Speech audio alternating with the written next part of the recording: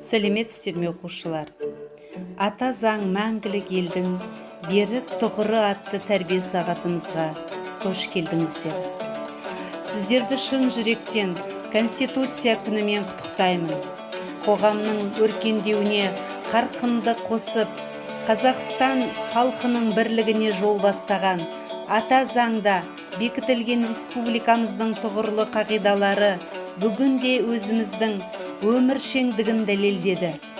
Жылдан жылға біздің басты құндылықтарымыз, тәуелсіздігіміз, келісім мен бірлігіміз нығая берсін. Әр шаңыраққа құт береке, ырыс пен ынтымақ тілеймін. Ел бірлігі аман, келешегіміз кемел болсын. Береке бірлігіміз мәңгілік болғай. Биыл ата заңымыздың қабылданғанына 25 жыл толып отыр. Ширек ғасыр ішінде Конституция азаматтығымыздың құқықтары мен бостандықтарын, мемлекетіміздің жүйелі түрде дамуын қамтамасыз етіп келеді.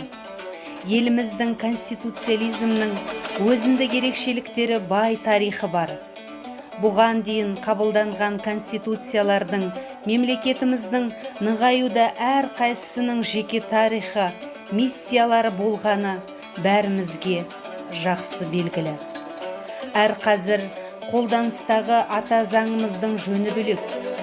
Халықтың референдум негізінде 1995 жылы қабылданған конституциямыз еліміздің дамуына негіз болған әлеуметтік, зайырлы, құқықтық және демократиялық елге айналуға жетелейтін мемлекеттің негізгі базалық қағидалары қамтылған, жоғарғы билік арасында шешім қабылдау тетіктерін айқындаған басты құжатымыз.